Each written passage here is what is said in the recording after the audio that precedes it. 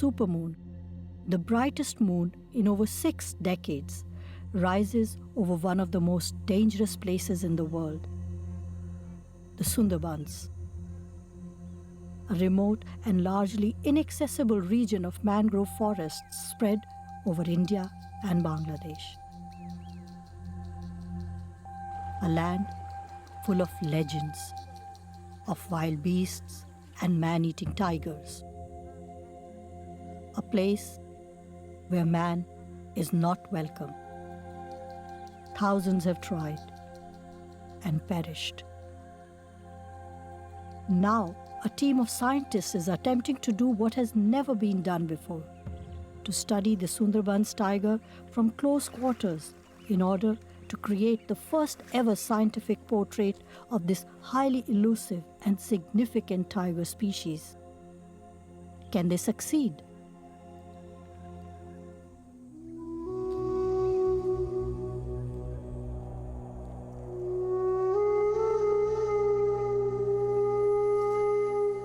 While growing up in India, I had visited some of the famous tiger reserves like the Jim Corbett and the Ranthambore National Park many times. But the chilling stories about the man-eaters of Sundarbans have kept most wildlife enthusiasts, myself included, from venturing near this region. But when I heard that a team of scientists from the Wildlife Institute of India was planning to conduct a study of the Sundarban tigers, this was an opportunity I could not afford to miss. Perhaps my only chance to catch a glimpse of this most fearsome and elusive of tigers. I am fortunate to get permission to not just join the study team, but also to film some of their most crucial field work. Heading the team of scientists is Dr. Yadavendra Dev Jhala, one of the world's leading tiger experts. He has studied the Royal Bengal tiger very closely in all its natural habitats across India. But the tigers of Sundarbans are an enigma, even for him. We know a lot about tigers in the rest of the country. We put collars on them, we studied them through camera traps, and we assessed the population and abundance across India. But the Sundarban tigers still remain a mystery. The reason for that is the environment is extremely hostile. It is a mangrove forest without any roads. The tigers move around freely across this mangrove, but for humans it's almost an impossible task. Where do they live? How do they hunt their prey? Where do they actually litter? When the tide comes in, there is very little dry land for them to live in. These are mysteries we hope to solve. For the last 2 years, he and his team have been working deep inside the mangroves to try and find these answers. It is an extremely challenging and dangerous mission. The Sundarbans tiger does not welcome trespassers into his territory. Historical records from the last century reveal that at one point, 1,600 people were being killed by these tigers every year. Scores continue to die even today. So can Dr. Jhala and his team achieve the impossible? I set off to find out.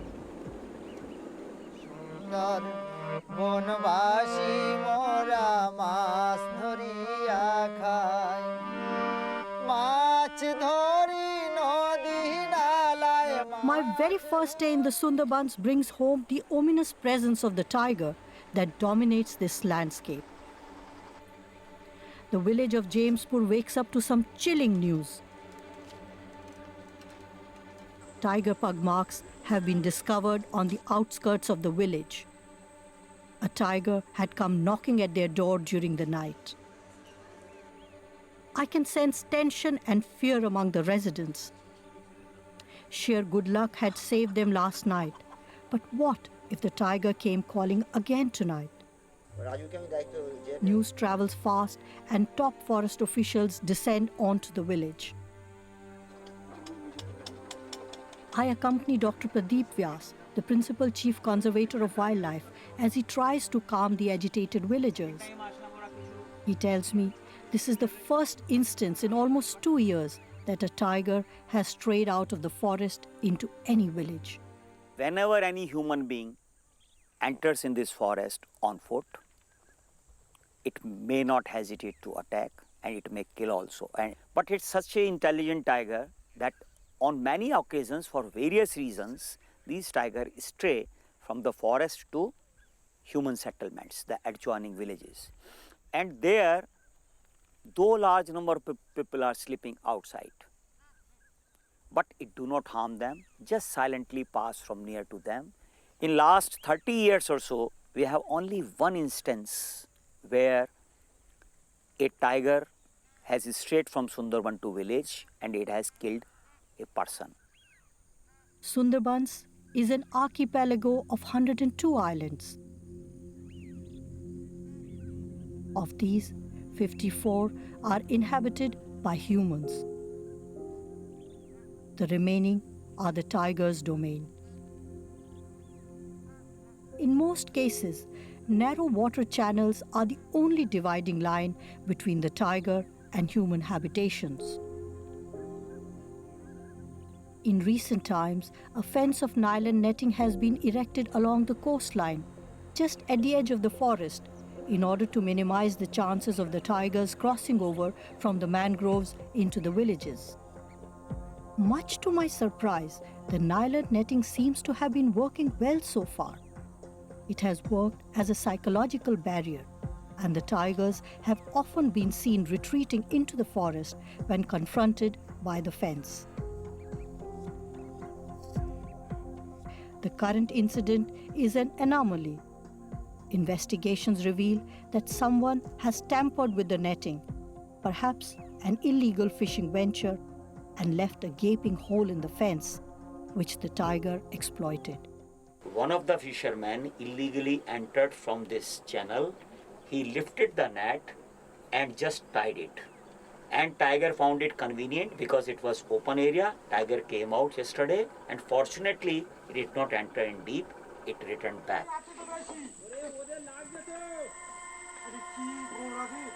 It is almost dark now. Too dangerous to repair the fence. But what if the tiger returns tonight? A hurried meeting is called with the village elders. A dozen young men volunteer to patrol the village, desperate to protect their loved ones, even at the risk of their own lives. गांव का तो ये electricity नहीं है ना, पूरा डर लगता है गांव का जो आदमी है ना, बच्चा वो छोटा छोटा वो तो बहुत प्रॉब्लम हो जाता है। और ये टाइम तो राइस ट्री है ना, पूरा खेत धान भर है ना, वो तो क्या करता, तो हम लोग ये ड्यूटी करता दिन भर, फिर 2-3 दिन कंटिन्यूअस ये काम करता है। There is no electricity in the village, so generators are brought in, and by nightfall, the entire shoreline is lit up with bright lights. Forest boats with armed guards patrol the water between the village and the mangroves, hoping to scare away any tiger that decides to come out again. I, like the villagers, have been told to get some rest, but I imagine there aren't many who will sleep peacefully tonight. I pray that we avoid the worst.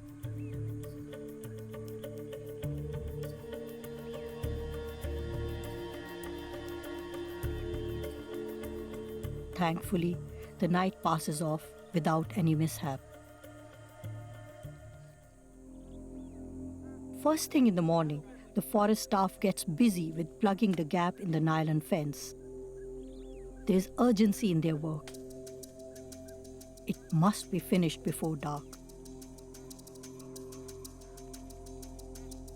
I have never experienced anything like this before. The terror of living right alongside the tiger with nothing but a thin nylon fence to keep them at bay. For the 4 million people who live in this area, this is a reality.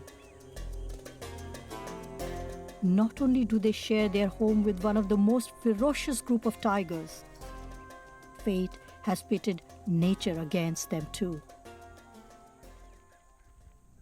Most of the water in the area is saline and unfit for human or agricultural consumption. Lack of irrigation facilities has meant just a single crop can be harvested annually. The region is regularly buffeted by storms and cyclones, adding to their hardships. No wonder Amitav Ghosh, in his novel The Hungry Tide, wrote that for hundreds of years, only the truly dispossessed and hopeless dreamers of the world have braved the Sundarbans to eke out a precarious existence from the unyielding mud.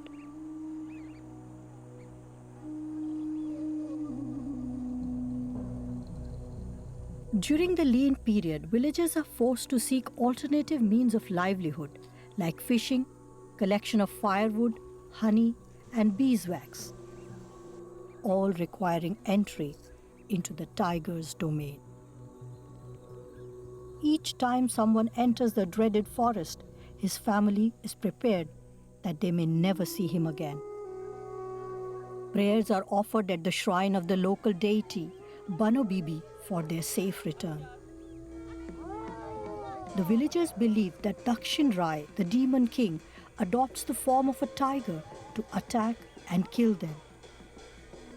And only Bano Bibi can save them from this demon.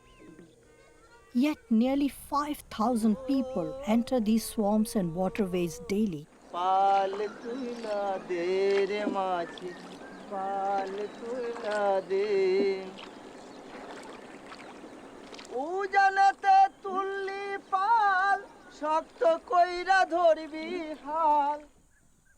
During the brief flowering season, when honeycombs are ripe for the picking, groups of honey collectors enter the mangroves.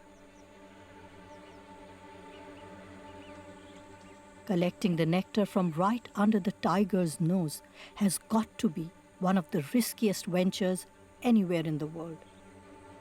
I want to know what drives these honey collectors. Nimoy Mandal, the leader of one of the local honey collection groups, agrees to let me accompany him on one of his trips into the mangroves. The next morning, I join him and his group as they set sail to find the best honeycomb locations in the forest.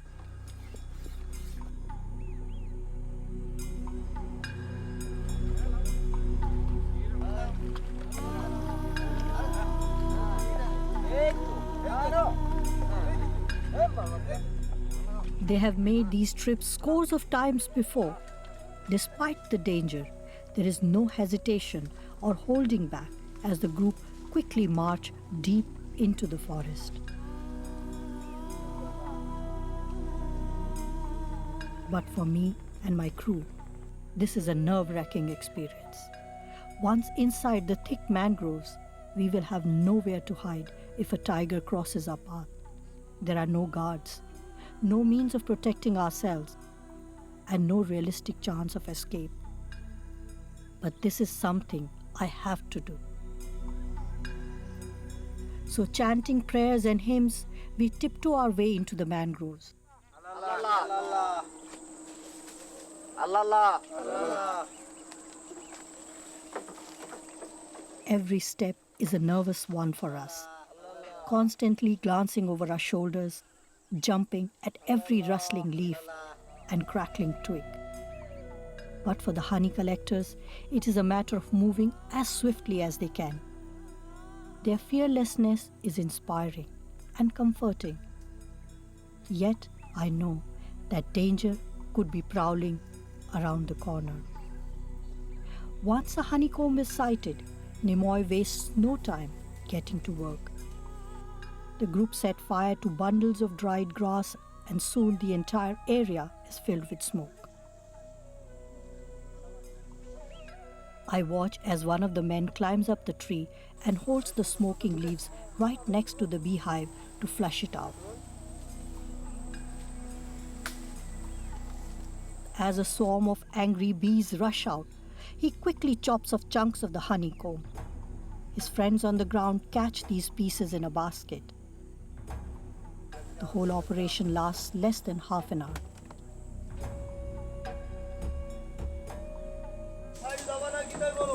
Every time they step into the mangroves, they're taking a huge risk. This, after all, is the domain of the man-eating tiger, and he books no trespassing. But in the absence of any other alternative, they are forced to take this risk. The reward may be sweet, but sometimes the risk is too high. Much to our relief, we can exit the forest. No encounter with the Sundarbans tiger. I'm desperate to catch a sight of it during my trip, but right now, I'm incredibly thankful that it didn't happen.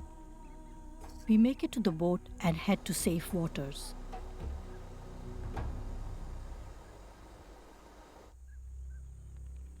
The tiger is a mythical creature in these parts.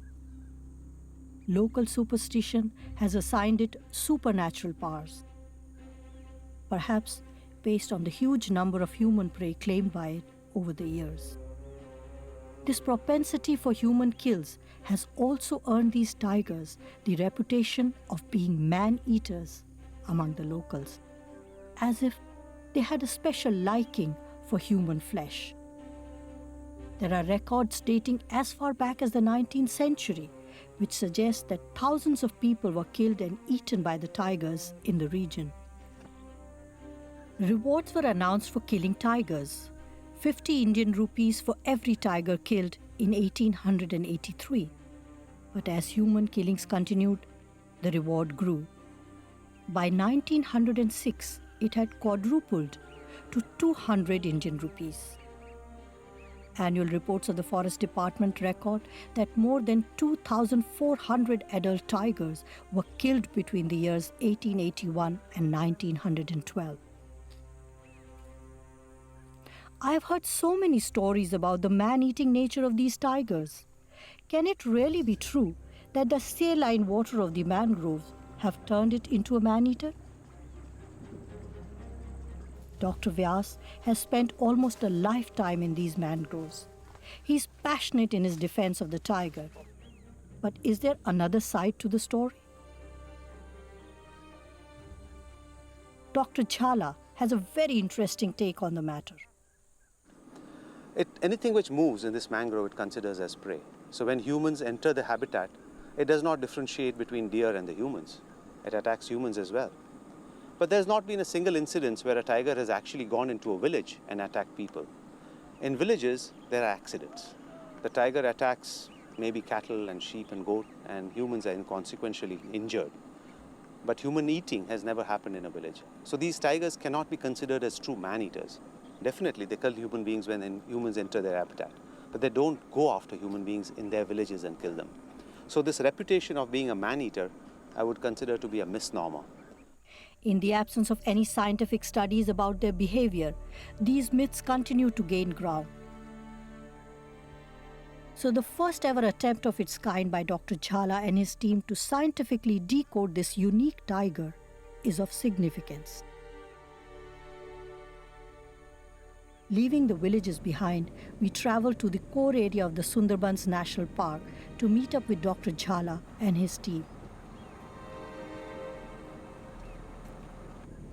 There are no roads or even tracks that can take us into the mangroves. The best chance of spotting a tiger is by sailing along the edge of the mangroves in small boats. Many of these narrow channels, called khals, are barely a few meters wide and used by tigers to travel across the islands. But such trips are fraught with danger. We can travel along these khals only in the presence of armed guards, provided to us by the park officials. The Sundarbans tiger is an expert swimmer and can easily overwhelm a small boat. On one of our trips, we come across a family of fisherwomen who seem to be in a hurry to get out of the khal. As they approach, I can see their faces etched with expressions of pure terror. I immediately know what they must have seen. We try to talk to them, but they mumble something in our direction and hurriedly disappear around the bend. The forest guards accompanying us translate that the family has narrowly escaped a tiger. Barely a few meters ahead of us is a very narrow water channel.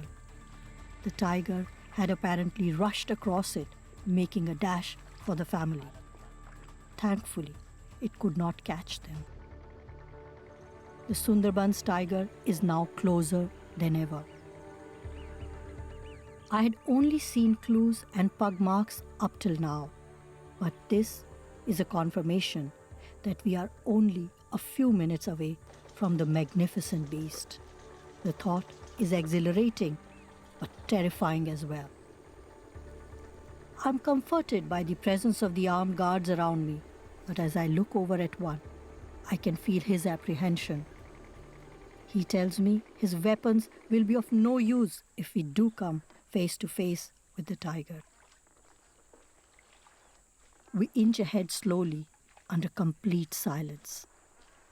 The only sound I hear is of the oars parting the water, shuffling us along tentatively. It is as if the entire forest is anxious. The guards hold tight to their guns as eyes peer from side to side, scanning every branch and bush for any glimpse of the predator.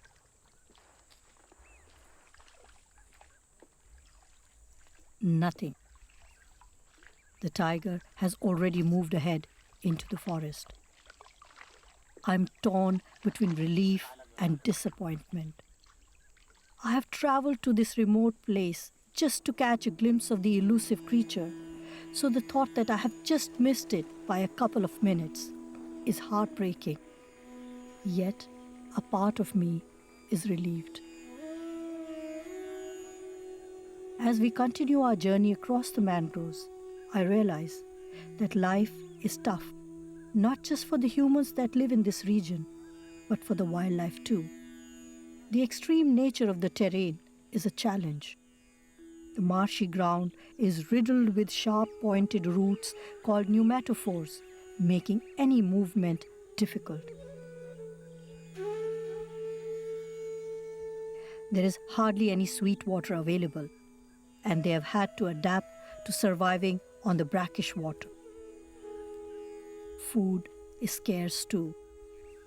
So how did the tiger manage to survive in these hostile conditions? I approached Dr. Jhala with my inquiry. Imagine a 300-kilogram tiger walking through the mangrove swamps, sinking knee-deep in the mud, avoiding the pneumatophores of these mangroves. The Sundarban tiger is a much smaller and sleeker animal, 100-120 kilos at the most. It is built for the mangroves. It has evolved in these swampy habitats. The prey base it sustains on is also small. It doesn't need the large body size to kill sambar and gaur. The cheetal and the wild pig, the 100-kilo tigers, is able to bring down quite easily. Also, the small size makes its food requirements less.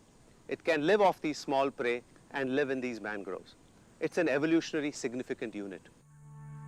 It seems most other wildlife in the Sundarbans has also had to make adjustments just to survive. Lack of grass has turned grazers like deer into munchers. All the big-sized grazing animals that perhaps found it difficult to adapt simply disappeared from the landscape.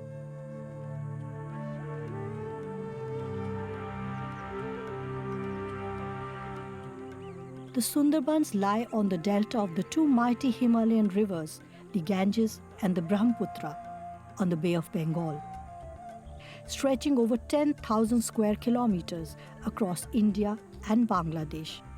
These are one of the largest mangroves in the world. More significantly, this is the only mangrove tigerland in the world. Shifting tides have created a unique environment for life in this region. Deep inside the mangroves, we come across a colony of rhesus macaques. It will be low tide soon, and they are slowly beginning to descend from the trees in search of food.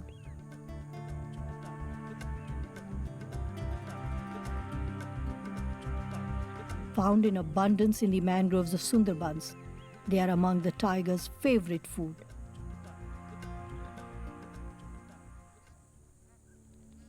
they've had to learn to be extremely vigilant on ground as well as in water. Not only are they on the tiger's menu, but they have to watch out for the crocodiles too. I watched as they took every step, every sip, and every bite with hesitation, constantly scanning their surroundings, much like I would if I knew the tiger was nearby. Known to avoid swimming in the saline water, some of them have found a unique way of crossing these water channels, using the nylon net fence put up by the forest department as a bridge. But on rare occasions, they do resort to swimming, fraught with danger though it may be.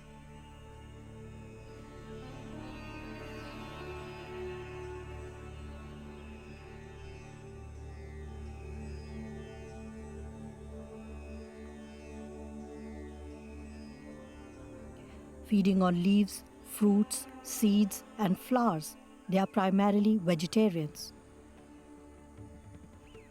But here, it is not unusual to see them catch a live crab or fish from the shore and tear into it with relish. Perhaps the fierce competition for scarce resources has forced them to make these adaptations to their diet.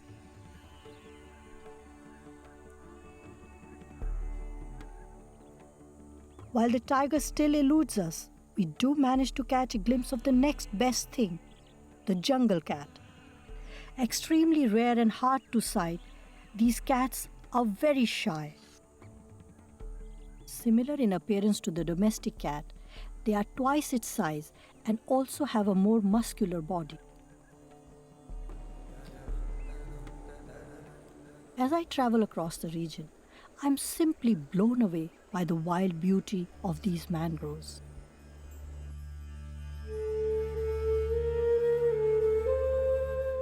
Misty mornings slowly give way to gorgeous sunny days.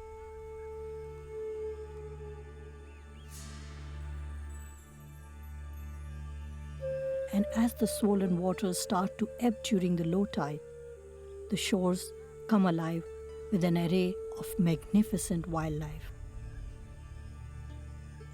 I watch as huge crocodiles bask in the sun. There are over 200 saltwater crocodiles in these waters.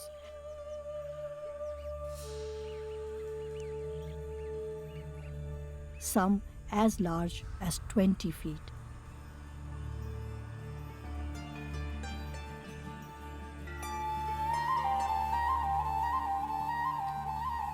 Since the Sundarbans tigers regularly swim across water channels to travel between islands, they often come into conflict with the crocodiles. I am told that in most encounters, the crocodiles come off second best. Though on rare occasions, a crocodile is also known to have accounted for a dead tigress.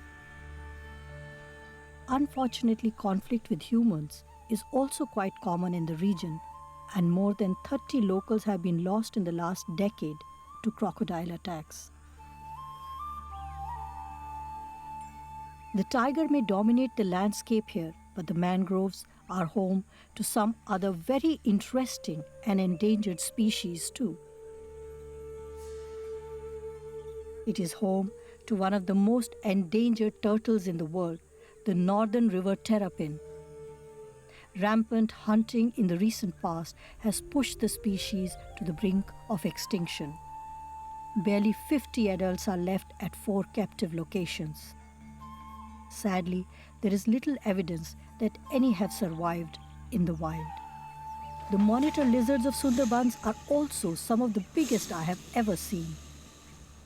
Komodo dragons may be more famous and glorified, but the monitor lizards of the Sundarbans are bigger in size. Non-venomous and shy, it can stay underwater for more than 15 minutes. But when confronted, it sends out a big hiss as a warning signal. Hunted for its skin and for food, its population has shrunk quite dramatically in recent times. But the biggest thrill for me today is to spot a school of Irrawaddy dolphins gliding along these waters.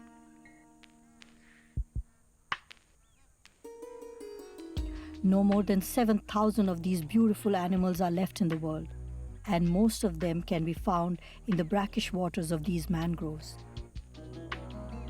I've heard about the special relationship that the local fishermen enjoy with the dolphins.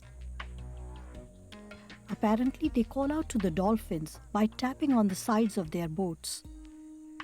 This is a message for them to drive the fish towards their nets, and to my amazement, this is what they seem to be doing.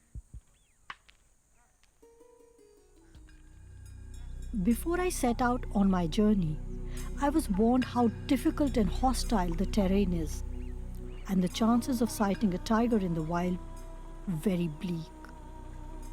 Having spent more than a month in these swampy forests, I am beginning to truly understand just how challenging this mission is.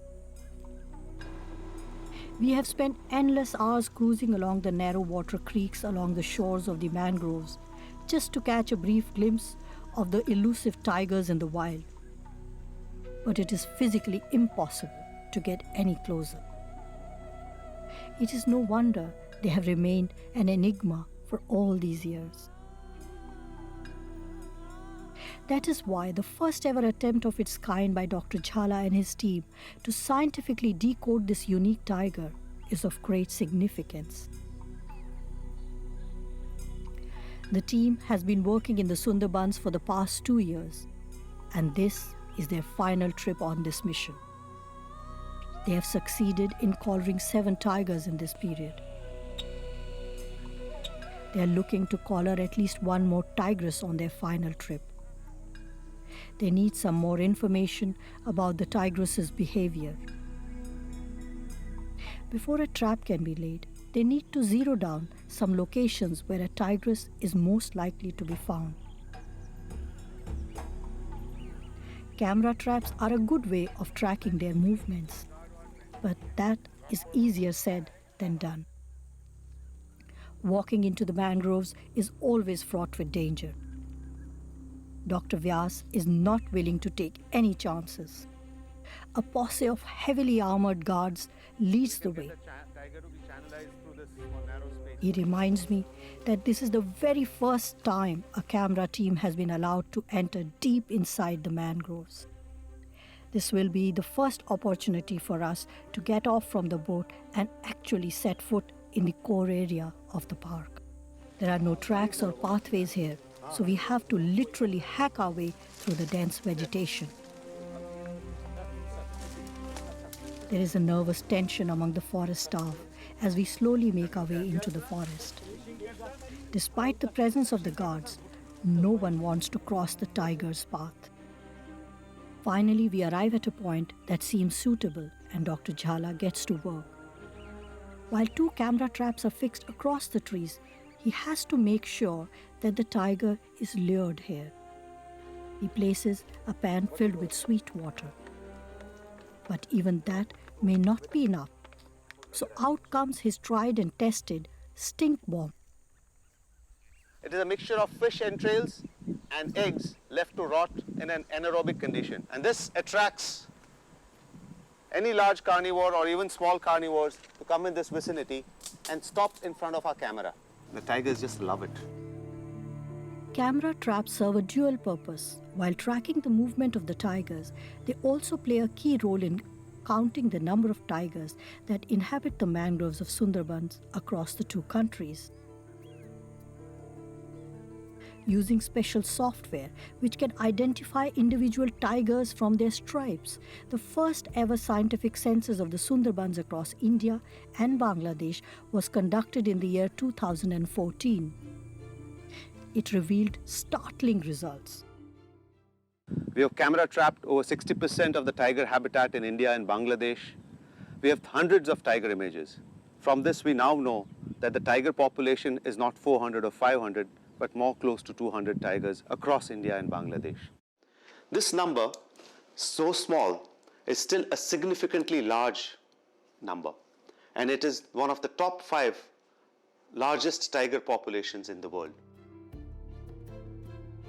Since then, camera traps have been used extensively to keep track of the tiger population.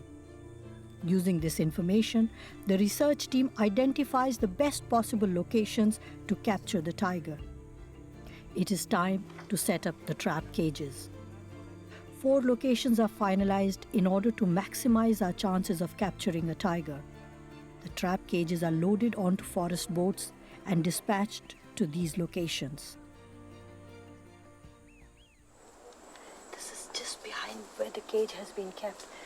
There are fresh bug marks of the tiger, which means he has visited this area very recently. So hopefully they should be able to get it to come to the cage. An anxious wait follows. 3 days have gone by, but there is no sign of the tiger.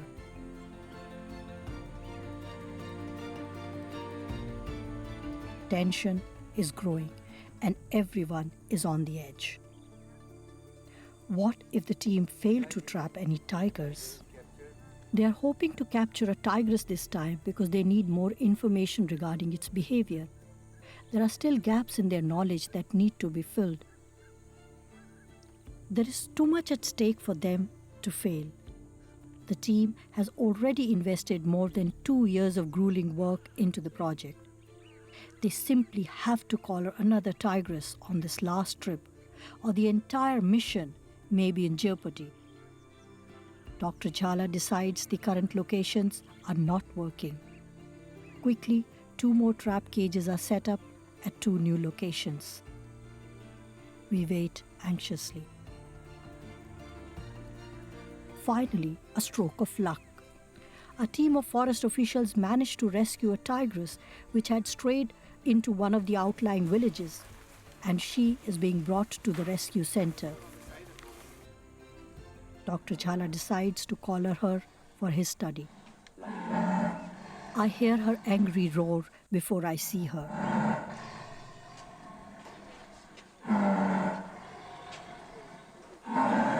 My first sight of her fills me with awe. She's as magnificent as I had hoped. In her prime, she's one of the most powerful and beautiful tigresses I have ever seen. So perhaps aptly, Dr. Vyas names her Sundari, the beautiful one. The research team gets down to work.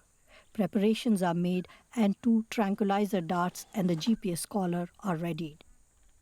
This is a very significant moment for the park's management, so all the top officials have rushed to the rescue center for the occasion. But Sundari is in no mood to oblige. It's proving almost impossible to control her, despite her being caged. The first dart is fired.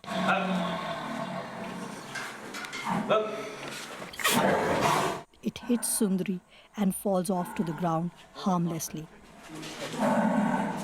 The skin is tougher than I thought. The second dart is loaded onto the blowpipe and fired again. Same result. Both the darts have failed to do their job. Tension is running high. With every passing minute, Sundari is getting more and more agitated and aggressive. Dr. Jhala decides to take a breather. He orders everyone out of the enclosure, allowing Sundari also to calm down a bit. She frightens me even when caged. And yet, I can't help but be captivated by Sundari too. There is a majesty in Sundari's snarl, a beauty in her roar. After about 10 minutes or so, Dr. Jhala interrupts my musings. He decides he needs to completely pin her down in the squeeze cage. Believing Sundari to be under control, Dr. Sanath tries to put his arm into the cage to try and retrieve the 2 unspent darts. But Dr. Jhala is aware of the danger and reacts sharply.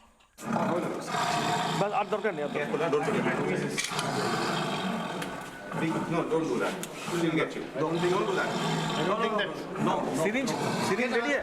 Don't get her. The Sundarbans tigress is living up to her reputation. Strong, fierce, aggressive, untamable, even when caged.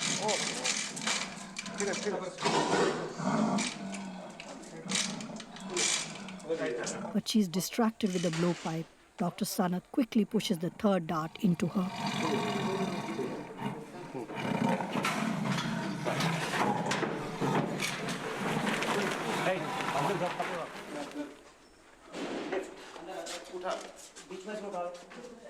Finally, after over an hour's struggle, Sundari is tranquilized.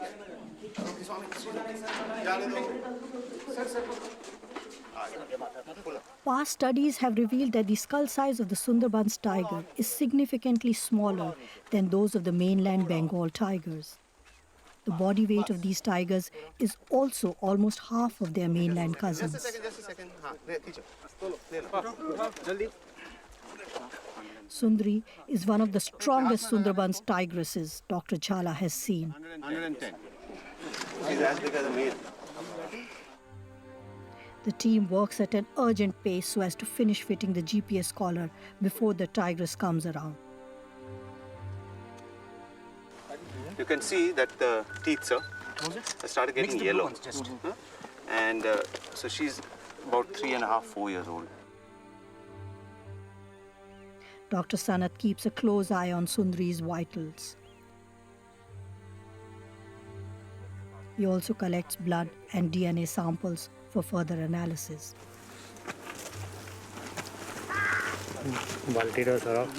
A closer examination reveals that Sundari is yet unbred. About 4 years old, she is in the prime of health. Soon she's fitted with the GPS collar. It is designed to fall off on its own within a year. One last tug to check if the collar is secure and fits comfortably around her neck, and Sundari is ready for release back to the wild. She is transferred to a cage. Sundari must be released in the region from where she has been captured. So the cage is loaded onto a boat and all of us set off on a 3-hour journey back to her home. Along the journey, we come across a number of large cargo ships. The waterways in this region have recently become extremely busy with commercial cargo ships that ply between India and Bangladesh. Dr. Jhala and other conservationists are worried that these will become barriers in the free flow of tigers between the two countries. With the increasing use of the water channels for commercial purposes, you might have a continuous form of barrages going across. And this would result in fragmentation of the habitat, no gene flow between these islands, and this large population would become fragmented into small populations. This would result in inbreeding and eventual extinctions on these islands. This is something which we need to guard against. We need to form corridors across Sundarbans which keeps the tiger gene flow between India, Bangladesh and between these large islands intact. And this is a major challenge for conservationists as well as for management and policymakers. It is evening by the time we reach Sundari's home range. Dr. Sanath has stayed with her throughout the journey, making sure she's comfortable. It is time now for Sundari to go home. The moment is bittersweet for me. I'm glad to see her return to her rightful place, but I can't help but long for the chance to spend more time with her, just simply to observe her. However, there is also a danger in releasing Sundari, a danger that she might attack one of our boats. Elaborate precautions are taken. A makeshift fence of nylon netting is erected between the boats and the shore. Everything seems to be safe.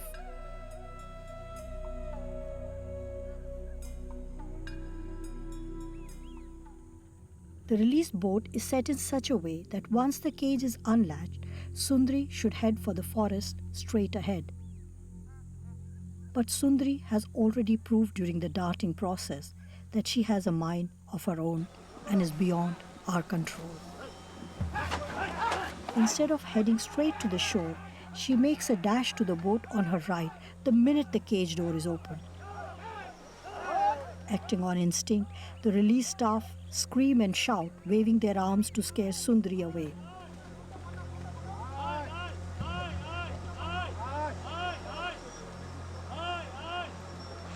It works. She turns towards the forest and runs away.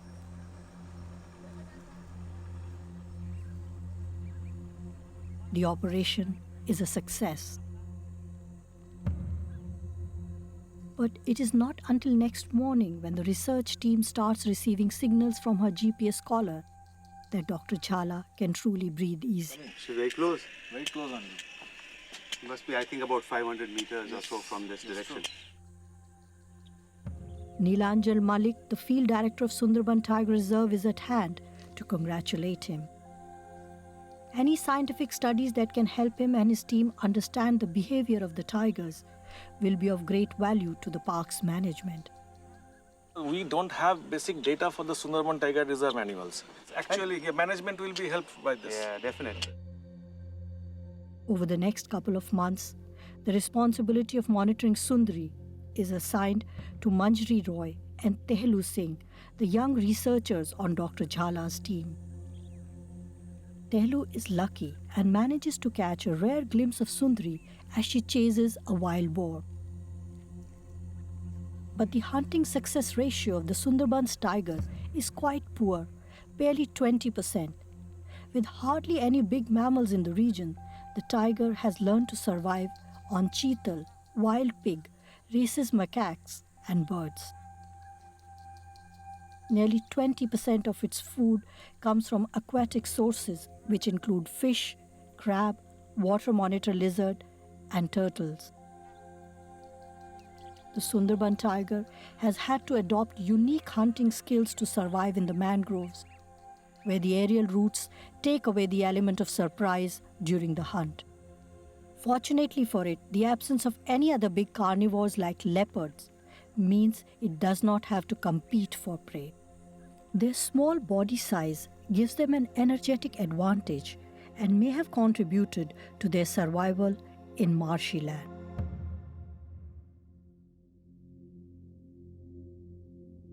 It is almost impossible to physically follow Sundri through the mangroves, but as a constant stream of data begins to arrive at the base camp in Dehradun, a picture begins to emerge.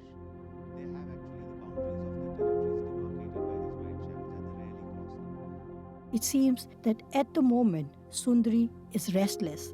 She hardly stays at one place for long. When tigers move from one area to the other, they use the coastal highways created by the borders of these large water channels. They are not reluctant to cross small water channels. Here, this tigress has done exceptionally well in crossing this 2-kilometer and 3-kilometer wide channel twice in the last 4 months.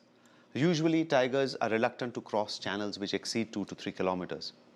And she has gone along this coastal highway all the way to the Bay of Bengal, seen that there is no more land there, and then gone back the same road she used back to the island where she is more comfortable and has likely less competition from other resident females. It is this island which is intensively being used, and this probably is likely to be her home range and her territory, where she will settle down, probably find a mate and breed, and contribute to the gene pool of the Sundarban tigers.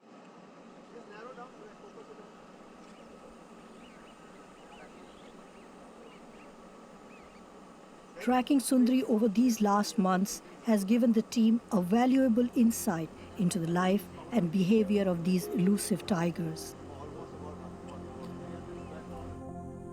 On one of our journeys, she comes dangerously close to the village area. It is time to alert the park management. Day and night patrolling is organized in the area to ensure that Sundri does not cross over. Thankfully, she does not. man-tiger conflict has been one of the biggest concerns for conservation of the tigers in this area. And bringing this conflict down has been the biggest challenge facing the authorities. A number of significant facts have emerged from these studies that can help bring down this conflict. If our research can actually save this or save the people from getting killed, the tiger has a future here. And what we have found is that tigers prefer habitats like this. This is the Avicennia, a mangrove which grows on higher ground. The palm-like phoenix is another habitat where probably tigers litter. And these two habitats are most preferred by tigers. If people avoid these habitats while going in to collect honey, then conflicts with tigers will reduce. We also know that tigers mark the edges of the boundaries of the territories as large water channels. So fishing in these large water channels, if it is reduced, then the conflict with tigers will become reduced. The tigers in the rest of the country are nocturnal, but here in the Sundarbans, their activity peaks somewhere by 6 o'clock in the morning and remains high to up to 10 o'clock in the morning. So this is the time period when if people are vigilant while they're fishing or going in for honey collection, the conflict with tiger will be reduced. It's time to say goodbye to Sundarban. When we joined Dr. Yadavendra Jhala on his quest, the Sundarban tiger was a mystery few had dared to crack. Now we have some answers which will ensure that this unique group of tigers survives for generations. I feel privileged at having had this chance to meet Sundari, the most awesome and beautiful of tigresses. For now, she's still looking for a place she can call home in this vast expanse of mangroves. I hope she finds a worthy mate and settles down soon. Who knows, the next time I visit Sundarban, I may find Sundari and her family walking along these shores.